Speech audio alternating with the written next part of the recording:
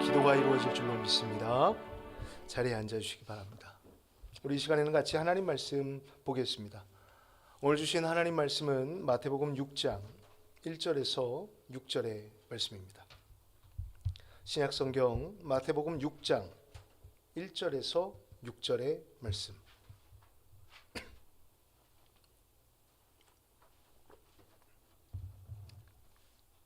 제가 가진 성경으로 7페이지에 있습니다. 마지막 6절의 말씀 여러분 같이 읽어주시면 되겠습니다. 제가 앞부분은 밭으로 봉독해 올리겠습니다. 사람에게 보이려고 그들 앞에서 너희 의를 행하지 않도록 주의하라. 그리하지 아니하면 하늘에 계신 너희 아버지께 상을 받지 못하느니라. 그러므로 구제할 때에 외식하는 자가 사람에게서 영광을 받으려고 회당과 거리에서 하는 것 같이 너희 앞에 나팔을 불지 말라. 진실로 너희에게 이르노니 그들은 자기 상을 이미 받았느니라. 너는 구제할 때에 오른손이 하는 것을 왼손이 모르게 하여 내 구제함을 은밀하게 하라. 은밀한 중에 보시는 너희 아버지께서 갚으시리라. 또 너희는 기도할 때에 외식하는 자와 같이 하지 말라. 그들은 사람에게 보이려고 회당과 큰 거리 어귀에 서서 기도하기를 좋아하느니라. 내가 진실로 너희에게 이르노니 그들은 자기 상을 이미 받았느니라. 너는 기도할 때에 내 골방에 들어가 문을 닫고 은밀한 중에 계신 내 아버지께 기도하라. 은밀한 중에 보시는 내 아버지께서 갚으시리라. 아멘. 할렐루야. 주일 예배 오신 여러분 진심으로 환영하고 축복합니다. 오늘은 사람에게서 하나님께로 라는 제목의 말씀으로 우리 함께 말씀의 은혜를 나누고자 합니다. 요즘 TV나 유튜브를 보면 관찰 예능 프로그램들이 많이 있는 것 같아요. 유명인들의 일상을 카메라가 24시간 따라다니면서 그들의 삶을 보여주며 보는 사람들에게 흥미와 재미를 주는 것입니다. 그런데 아무리 관찰 예능이 리얼리티라고 해도 카메라가 눈앞에서 돌아가면 사람인지라 이 카메라를 의식하지 않을 수가 없습니다. 누군가 나를 바라보고 있다라는 시선이 자신의 행동을 조심스럽게 만드는 것입니다.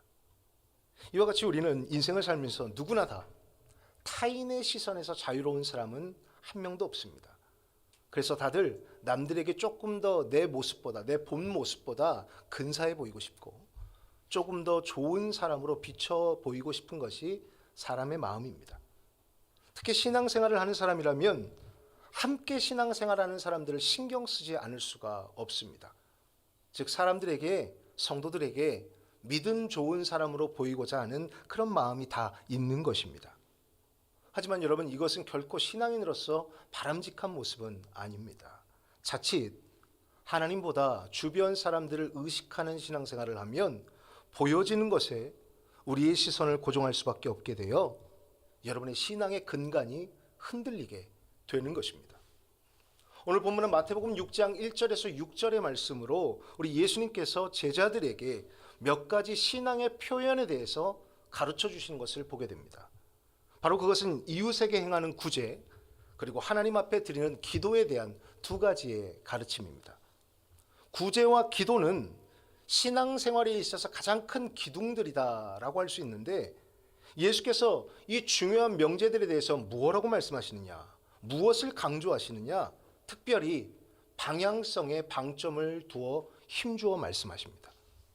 즉 우리가 구제를 하고 우리가 기도를 할 때 무엇을 위해, 누구를 위해 하는 것인가를 분명히 하라라고 가르쳐주고 계시는 것입니다. 무엇을 위한 구제이고 누구를 위한, 누구를 향한 기도일까요? 우리 모두는 제2수요일을 기점으로 지금 사순절을 시작하게 되었습니다. 특별히 이 사순절은 오늘 본문에서 예수님이 강조하시는 구제와 기도, 그리고 금식에 열심을 쏟는 기간입니다. 과연 이 시기에 우리의 시선이 어디를 향해야 하고 어떻게 하면 주님이 기뻐하시는 바른 구제와 기도를 할 수 있을까요? 부디 오늘 말씀을 여러분의 마음에 새기고 혹시 사람의 시선을 의식하는 그런 모습이 있었다면 오늘 이 시간부로 과감히 정리하시고 여러분의 시선을 오직 하나님께로만 둘 수 있기를 주님의 이름으로 간절히 축원합니다. 두 가지로 말씀드립니다. 첫 번째로 오직 하나님을 향한 의를 이 사순절에 여러분 결단할 수 있기를 바랍니다. 한번 따라하겠습니다. 오직 하나님을 향한 의를 행합시다. 아멘. 1절에서 4절의 말씀을 제가 읽어드리도록 하겠습니다. 1절에서 4절입니다. 사람에게 보이려고 그들 앞에서 너희 의를 행하지 않도록 주의하라. 그리하지 아니하면 하늘에 계신 너희 아버지께 상을 받지 못하느니라. 그러므로 구제할 때에 외식하는 자가 사람에게서 영광을 받으려고 회당과 거리에서 하는 것 같이 너희 앞에 나팔을 불지 말라. 진실로 너희에게 이르노니 그들은 자기 상을 이미 받았느니라. 너는 구제할 때에 오른손이 하는 것을 왼손이 모르게 하여 내 구제함을 은밀하게 하라. 은밀한 중에 보시는 너희 아버지께서 갚으시리라. 아멘. 여기 말씀을 보면 예수님께서는 믿는 자로서 구제 행위를 할 때에 그 방향이 얼마나 중요한지를 먼저 말씀해 주십니다. 즉 남을 돕는 행위가 아무리 선한 행동으로 드러날지라도 그 중심에 그 방향이 잘못되어 있으면 하나님께서 원하시는 의는 아니라는 것입니다. 따라서 구제를 통한 의로움을 사람에게 결코 보이려고 하지 말라고 강조하십니다. 구제의 동기와 목적이 나의 영광, 나의 드러남이 아닌 오직 하나님의 영광을 위한 것임을 분명히 기억하라는 거예요. 우리 예수님께서 왜 이런 말씀을 하실까요? 당시 고대 유대 사회에서 이 구제를 실천한다라는 것은 한 사람의 신앙을 평가할 수 있는 척도와 같았습니다. 어려운 사람을 돕고 나그네와 노약자와 어린이, 과부를 돕는 행위를 보며 그 사람의 신앙심을 평가하는 표준이 된 것입니다. 네, 물론 그런 행위들은요 그 자체로 참으로 바른 행위입니다. 좋은 거예요. 남들에게 유익을 끼치는 일이잖아요. 하지만 만약에 하나님을 믿는 믿음으로 행하는 구제가 아니라 남들에게 자신을 드러내는 도구로서 구제를 한다면 그것은 하나님의 기쁨은 될 수 없다라는 것입니다. 그런데 당시 많은 사람들이 이 구제의 방향이 흔들렸습니다. 하나님께 영광이 아닌 나의 선함을 위해서 나의 신앙심이 이 정도이다라는 것을 드러내기 위해 구제를 한 거예요. 내가 이런 사람이다. 내가 지금 이런 구제를 한다. 내가 많은 사람을 도왔다. 소위 말해서 종교 행위에 집중한 것입니다. 그래서 예수님은 그 잘못된 방향을 지적하십니다. 그리고 자신의 행위에 집중할 것이 아니라 하나님께로 시선을 돌리라 라고 말씀하시는 거예요. 다시 말하면 사람에게 보이기 위해 구제하지 말고 하나님을 향한 의로움으로 구제를 실행하라 라는 거예요. 여러분, 사람의 시선을 의식하지 마시고 하나님을 향한 의로움으로 착한 행위를 이어가시기 바랍니다. 아무리 사람에게 인정받고 싶고 아무리 사람에게 잘 보이고 싶은 마음이 인간의 본능이라 할지라도 정작 하나님께 인정받지 못하는 믿음이라면 여러분 그게 무슨 소용이 있겠습니까? 우리의 선행을 아무도 몰라줘도 오직 하나님만 아시면 되는 것입니다. 그런데 우리들은 자꾸 사람에게 좋은 평가를 받고 싶고 그것을 많이 신경 씁니다. 예수님은 그와 같은 습성을 오늘 본문 2절에서 외식하는 자다라고 말씀하셨어요. 여기서 외식하는 자는 헬라어로 휘포크리테스, 즉 가면을 쓰고 연기를 하는 사람이란 뜻이에요. 다시 말하면 회당과 거리에서 나팔을 불며 사람들에게 나 이런 구제를 합니다 라고 하는 것은 하나님이 기뻐하시는 진짜 구제가 아니라 연극 배우의 연기로 보신다라는 거예요. 쟤 연기하는구나. 실제가 아니에요. 흉내인 거예요. 가짜예요. 여러분이 어려운 사람을 돕는다고 투자를 했는데 하나님은 그것을 연기로 보시는 겁니다. 당시 구제 헌금을 많이 내는 사람은 회당과 거리에서 상석에 앉을 수가 있었습니다. 상석에 앉는 것만으로 그 사람의 권위를 보여주는 거예요. 그리고 헌금을 많이 할수록 많은 사람들이 존경했습니다. 환호가 쏟아집니다. 그러나 그러한 구제가 하나님을 향한 의가 아니라면 신앙의 행위가 아니라 예수님은 분명히 연기다라고 지적하십니다. 우린 이렇게 사람에게 보이려고 하는 선한 행위가 사실은 얼마나 부끄러운 일인가라는 것을 빨리 깨달아야 합니다.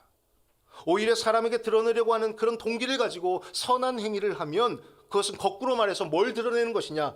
내 안엔 하나님이 없습니다. 내 안엔 오직 사람들의 시선이 중요합니다 라고 드러내는 것과 같은 것입니다. 어디 그뿐인가요? 오늘 예수님께서는 구제를 하는 그 결과에 대해서도 비참하게 말씀하십니다. 예수님께서 뭐라고 말씀하시냐? 그들은 자기 상을 이미 받았다라고 말씀하세요. 무슨 말입니까? 사람만 신경 쓰며 사람에게 보이기 위한 선한 행동을 하면 이미 사람들의 칭찬을 받았기에, 이미 사람들의 환호를 받았기에 하늘의 상은 없다라는 거예요. 우리가 선행을 할 때에 진짜 선행을 하려면 어떠한 대가나 조건 없이 자발적으로 할 때 그것이 진짜 선행이 됩니다.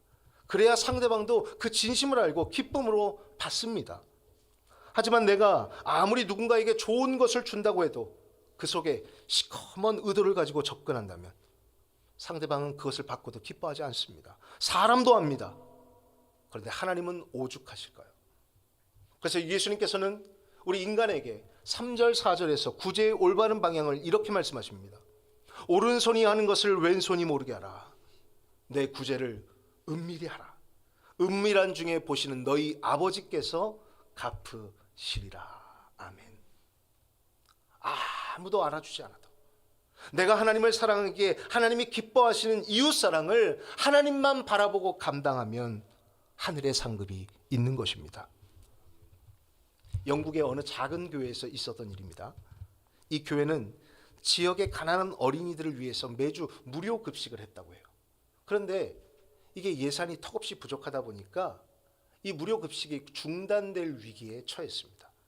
목사님은 성도들에게 이 어려운 상황을 알리고 우리 함께 기도합시다 라고 요청했습니다. 누군가 더 동참해 주기를 바란 것이죠. 그런데 그날 이후 매주 평일날 아침이면 교회 문틈 사이에 헌금이 든 봉투 하나가 놓여 있기 시작했습니다. 봉투 곁면에는 아무런 이름도 직분도 쓰여 있지 않았습니다. 그저 투박한 글씨로 하나님께서 내게 주신 것을 그저 되돌려 드립니다 라고 짧은 문구만 적혀 있었다고 해요. 다행스럽게도 그 무명의 헌금 덕분에 급식 사역은 계속 이어질 수 있었고 수많은 어린이들이 배고픔을 면할 수 있었습니다. 많은 교인들이 수군거리기 시작했습니다. 궁금했습니다. 아니 도대체 누가 무명으로 그 헌금을 감당했을까? 혹시 이름 모를 재력가가 소문을 듣고 헌금을 했나? 교회 권사님, 교회 장로님 중에 한 분이 아닐까? 라는 나름대로 추측을 했습니다. 하지만 1년이 지나도록 이 헌금은 계속해서 무명으로 드려지기 시작했고 아무도 그것을 누가 드렸는지 목사님조차 몰랐습니다. 그러던 어느 날 그 교회의 가장 가난한 성도였던 한 할머니가 하나님의 부름을 받게 되었습니다. 그래서 교회에서 예배를 드리고 할머니의 유품을 정리할 때 낡은 성경책 속에 수십 장의 메모지를 발견했는데 거기에 날짜와 함께 이런 글이 적혀 있었다라고 합니다. 하나님, 이번 주에도 주님이 맡겨주신 심부름 잘 감당했습니다. 오직 주님께 기쁨이 된 줄로 믿고 감사합니다. 아멘. 알고 보니 할머니는 평일에 남의 집일을 도우면서 받은 그 푼돈을 아껴서 아무도 보지 않는 월요일 새벽에 몰래 교회 문틈에 헌금을 두고 가셨던 것입니다. 이 할머니는 세상 그 누구의 박수 소리도 원하지 않았습니다. 오직 은밀한 중에 보시고 갚으시는 하나님만이 자신을 지켜보고 있다고 느낀 것입니다. 성도 여러분, 사람의 박수는요, 물론 우리에게 만족을 줍니다. 그러나 그것은 잠시 잠깐이에요. 그러나 하나님의 상급은 우리 영혼을 영원히 풍성하게 할 줄로 믿습니다. 우리는 이 사순절을 시작하며 우리 자신에게 반드시 물어야 합니다. 나는 사람들에게 보여지는 신앙을 신경 쓰고 있는가? 아니면 하나님 앞에 나의 진심을 드리고 있는가? 아니면 나는 사람들에게 보이는 신앙조차 챙기지 못하고 있는 것은 아닌가? 저와 여러분의 의로움이 오직 하나님만 향할 수 있기를 바랍니다. 부디 여러분의 시선이 하나님만을 향해 있으므로 하나님의 기쁨이 되시기를 주님의 이름으로 간절히 축원합니다. 두 번째로 우리 기도의 초점을 여러분 오직 하나님께만 맞춰야 한다라는 것입니다. 한번 따라하겠습니다. 기도의 초점을 하나님께로 맞추자. 아멘. 우리 5절 6절은 우리 같이 한번 읽어볼까요? 5절 6절입니다. 읽습니다. 또 너희는 기도할 때에 외식하는 자와 같이 하지 말라. 그들은 사람에게 보이려고 회당과 큰 거리 어귀에 서서 기도하기를 좋아하느니라. 내가 진실로 너희에게 이르노니 그들은 자기 상을 이미 받았느니라. 너는 기도할 때에 내 골방에 들어가 문을 닫고 은밀한 중에 계신 내 아버지께 기도하라. 은밀한 중에 보시는 내 아버지께서 갚으시리라. 아멘. 이제 우리는 사람에게 보여지는 의가 아닌 하나님을 향한 의가 중요함을 깨닫게 되었습니다. 그리고 나서 그 다음에 하나님과 나누는 가장 깊은 교제인 이 기도를 바르게 해야 함을 우리 예수님께서 가르쳐 주십니다. 구제가 밖으로 흐르는 신앙의 모습이라고 한다면 기도는 안으로 하나님과 나누는 가장 깊은 교제입니다. 주님은 이 기도에 역시 방향이 중요하다라고 강조해 주십니다. 예수님은 오늘 본문 첫 번째 교훈인 구제에 관한 말씀과 마찬가지로 당시 많은 사람들이 이 기도를 하나님께 드림에 있어서 잘못된 태도로 기도했다라는 것을 말씀하세요. 잘못된 기도를 하는 사람들의 특징이 뭐냐? 회당과 큰 거리 어귀에 서서 기도하기를 좋아한다라는 거예요. 사람들 보이는 데서 기도하는 것을 좋아한다라는 거예요. 유대인들은요, 서서 기도하기를 좋아했습니다. 얼굴을 예루살렘 방향으로 돌리고 소리를 내서 기도했어요. 물론 이런 기도의 여러 유형 가운데 하나입니다. 존중합니다. 그러나 여기에만 집중하는 거예요. 특히 유대 종교 지도자들이 그렇게 기도했는데 무엇을 위해 그렇게 기도했느냐? 남들에게 보여지는 모습이 훌륭하기 위해서, 드러내기 위해서. 그것을 주님은 앞에서와 똑같이 외식하는 기도, 연기하는 기도다라고 평가하시는 겁니다. 우리는 예수님의 이러한 냉정한 평가를 보며 사람에게 보이기 위한 기도가 얼마나 바보 같은 기도인지를 알아야 합니다. 아니, 하나님께 기도하는데 하나님께 신경을 쓰는 게 아니라 사람들에게 기도하는 내 모습이 비춰질지, 어떻게 비춰질지를 상상한다면 여러분, 그 기도가 집중이 되겠습니까? 그 기도가 정성이 있겠습니까? 여러분, 기도는요, 하나님과 친밀한 교제입니다. 이 기도 가운데, 이 양방향 가운데 다른 방향은 설정되어 있지 않아요. 오직 하나님 한 분만으로 만족하고 내 모든 정성과 힘을 다하여 기도해야 하는 것입니다. 그런데 그렇게 기도하지 않고 사람들에게 보여지는 기도를 하면 아무리 많은 미사 여구를 쏟아내어도 그것은 퍼포먼스이고 쇼맨십에 불과한 것입니다. 창세기 32장에 보면 오롯이 하나님께만 집중해서 기도하는 야곱의 모습을 볼 수 있습니다.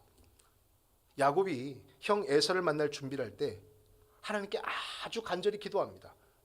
여러분, 야곱이 어떤 사람입니까? 형의 장자 축복권을 교활한 속임수로 빼앗고 하란으로 내뺀 사람이에요. 이제 고향에 대한 향수병이 걸려서 다시금 고향으로 돌아가고자 하는데 고향에는 자신이 몹쓸 짓을 한 형이 있습니다. 그 형이 건재해요. 이제 형에게 용서를 구해야 하는 상황이 되었습니다.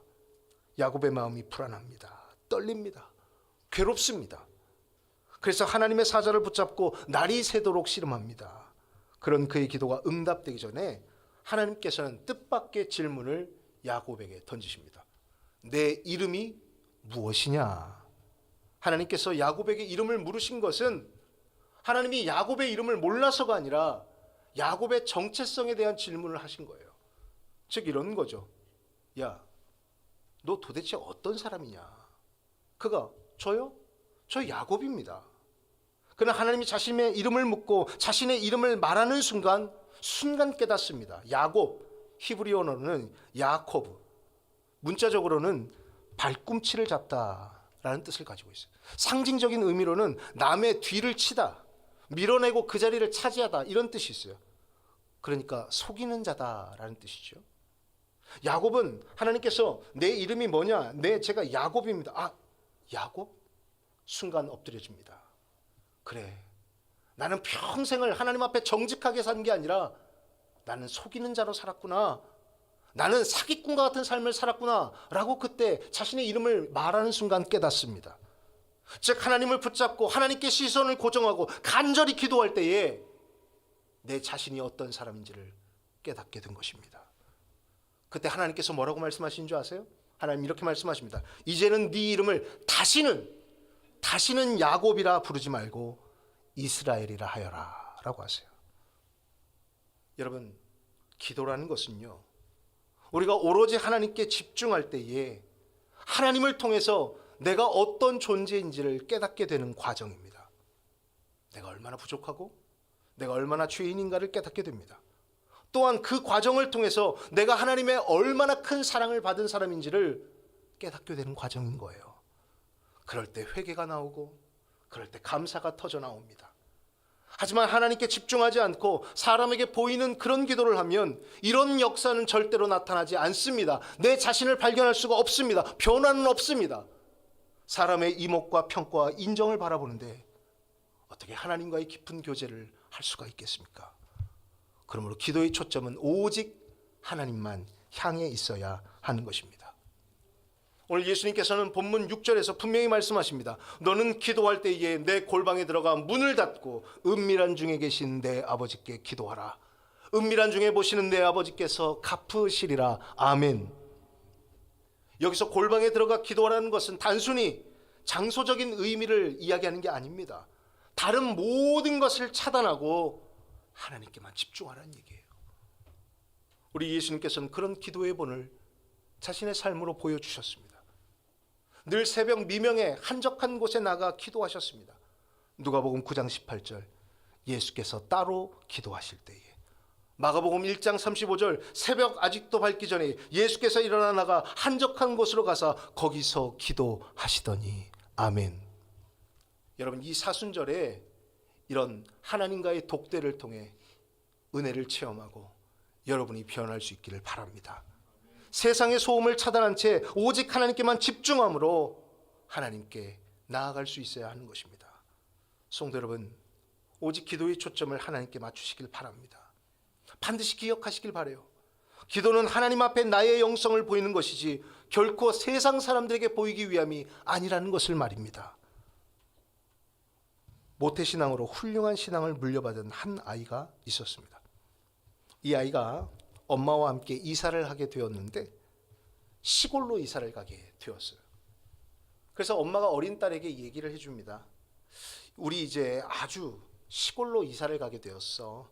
너 괜찮겠어? 라고 딸에게 물어봅니다. 그러자 딸이 이렇게 묻습니다. 엄마, 그럼 교회는 어떻게 해? 거기 시골에도 교회가 있어? 아니, 거기는 너무 외져서 시골이고 사람들이 없어서 교회가 없다네. 그러자 이 이야기를 들은 딸은 엄마에게 마지막으로 출석하던 교회에 좀 가보자고 합니다. 그래서 엄마는 이 딸이 교회 친구들과 아쉬운가 보다. 그래서 딸의 손을 잡고 교회로 갑니다. 그런데 불 꺼진 예배당에서 이 아이가 엄마의 손을 놓더니 눈을 꼭 감은 채로 두 손을 꼭 모으고 이렇게 큰 소리로 기도합니다. 하나님, 저 엄마랑 이사 가요. 이사 가는 곳이 시골이라 거긴 교회가 없대요. 그래서 이제 하나님 못 만나니까 아쉬워서 내 작별 인사하러 왔어요. 하나님 안녕히 계세요. 교회가 생기면 그때 하나님 만나러 다시 올게요. 이렇게 기도를 하고 이사를 했다고 합니다. 그런데 여러분, 놀라운 일이 생깁니다. 이사를 간 지 1년도 안 돼서 그 시골집 근처에 교회가 생겼다는 거예요. 누가 뭐래도 아이의 진실한 기도를 들은 하나님의 응답이었는 줄로 저는 믿습니다. 여러분, 기도의 방향이 누구입니까? 하나님입니다. 그런데 그 기도는 하나님만 감동케 한 것이 아니라 사람의 마음을 감동시킵니다. 듣는 엄마의 마음까지도 뜨겁게 만들었습니다. 엄마도 그렇게 생각했지 모르겠어요. 에이, 거긴 교회가 없으니까 당분간 교회는 가지 말자. 아마 그랬을지도 몰라요. 그러나 이 아이의 기도를 듣고 정신이 번쩍 들었을 것입니다. 그래, 그곳에 하나님의 교회가 생기길 기도하자. 여러분, 이 아이의 기도는 누구에게 보이기 위한 연기가 아니라 오직 하나님만을 바라보았기에 교회가 없어 너무나 아쉬워드린 진실한 마음의 고백이었던 것입니다. 이렇게 하나님께만 시선을 고정하고 기도할 때에 척박한 땅에 예배의 처소가 세워지는 놀라운 기적을 하나님께서 이루셨습니다. 그야말로 기도에 대한 하나님의 응답입니다. 성도 여러분, 우리가 오직 하나님께만 집중하여 우리의 중심을 하나님께 드릴 수만 있다면 하나님께서는 우리의 마음을 움직이시고 누군가의 마음을 움직이시고 세상을 변화시켜 주실 줄로 믿습니다. 그 기도를 회복하시기를 주님의 이름으로 간절히 축원합니다. 이제 말씀 정리해 보고자 합니다. 우리는 오늘 사순절의 문턱에서 예수님이 가르쳐 주시는 참다운 구제와 기도를 교훈받았어요. 우리는 구제와 기도를 실행하기에 앞서 우리 앞에 놓여진 두 가지의 선택지에 함께 놓여 있음을 보게 됩니다. 사람들의 칭찬과 인정이라는 찰나의 상급을 위해 내 신앙을 연기하며 평생 살아갈 것인가? 아니면 은밀히 보고 계시는 하나님께 시선을 고정하고 내가 하나님 한 분만을 위한 진실함으로 살아갈 것인가? 사랑하는 성도 여러분, 여러분의 시선이 사람이 아닌 하나님께로 옮겨질 때 은밀한 중에 보시는 하나님께서 하늘의 풍성한 것으로 여러분의 삶을 채워주실 줄로 믿습니다. 부디 하나님께 집중하는 믿음의 절기 사순절이 되시기를 주님의 이름으로 간절히 축원합니다. 우리 눈을 감고 하나님 앞에 결단의 기도를 각자 드리도록 하겠습니다. 기도합니다.